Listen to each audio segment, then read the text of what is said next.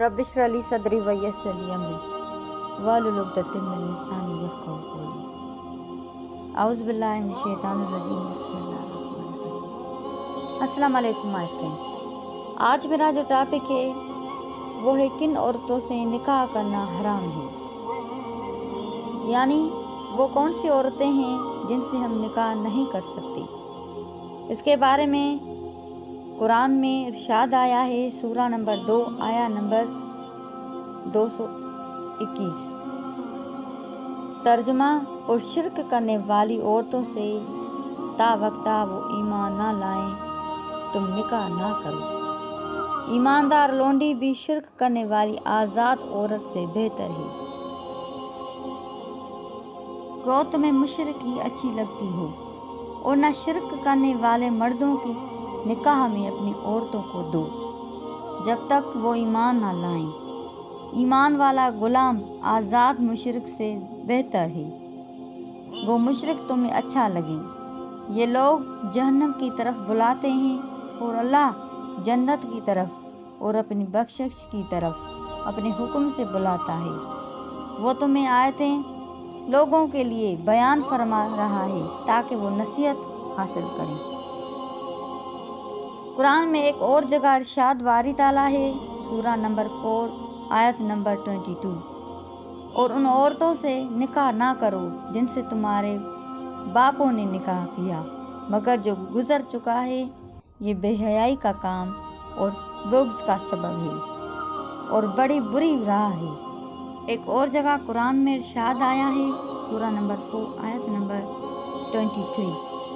तर्जुमा, हराम की गई हैं तुम पर तुम्हारी माएँ और तुम्हारी लड़कियाँ और तुम्हारी बहनें, तुम्हारी फूफियाँ, तुम्हारी खालाएँ और भाई की लड़कियाँ और बहन की लड़कियाँ और तुम्हारी वो माएँ जिन्होंने तुम्हें दूध पिलाया हो और तुम्हारी दूध शरीक बहनें और तुम्हारी सास और तुम्हारी वो परज करदा लड़कियाँ जो तुम्हारी गोद में हैं, तुम्हारी उन औरतों से जिनसे तुम दखल कर चुकी हो। हाँ, अगर तुमने उनसे जमा ना किया हो तो तुम पर कोई गुनाह नहीं। और तुम्हारी सल्बी सगे बेटों की बीवियाँ और तुम्हारी 2 बहनों का जमा करना, हाँ जो गुजर चुका सो गुजर चुका, यकीनन अल्लाह ताला बख्शने वाला मेहरबान है। एक और जगह बारी ताला का इरशाद है, सूरा नंबर 4 आयत नंबर 24। तर्जुमा, और हराम की गई शोहर वाली औरतें मगर वो जो तुम्हारी मिल्कियत में आ जाएं।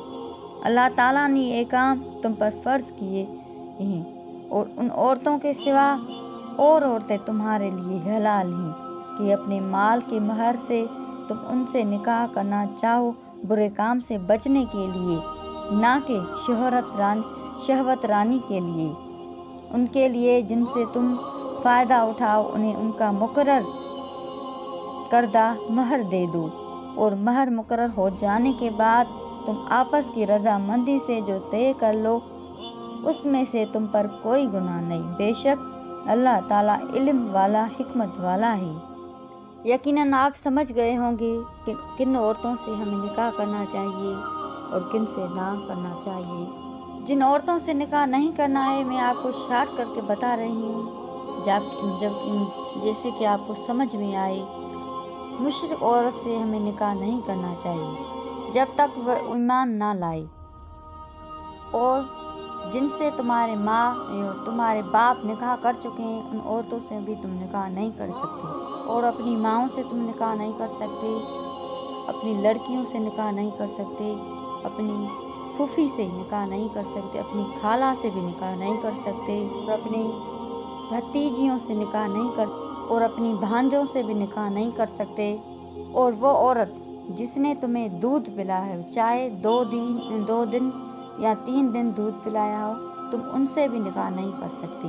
और उनकी लड़की से भी निकाह नहीं कर सकते, वो क्योंकि तुम्हारी रज़ाई माँ हो गई है।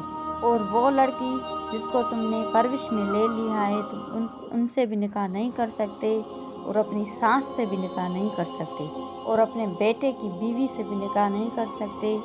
और 2 बहनें जमा करने का मतलब ये है कि अगर एक लड़की تمہارے نکاح میں ہے تو اس کی بہن تم اپنے نکاح میں نہیں لے سکتی جب تک کہ وہ اس کی بہن آپ کے پاس ہے۔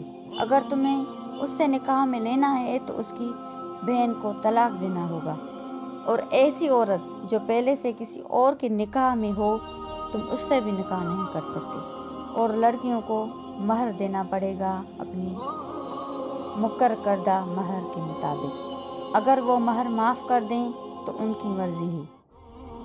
میں نے آپ کو ٹھیک طریقے سے سمجھا لیا ہے۔ اللہ کرے کہ آپ کو یہ باتیں سمجھ میں آ جائیں اور آپ ان کاموں سے بچیں جو اللہ تعالیٰ ہمیں منع فرما رہا ہے، اور نکاح کرتے وقت ان ساری باتوں کا خیال رکھیں۔ اللہ آپ کو اور ہمیں نیکی عطا فرمائے۔ جزاک اللہ خیر۔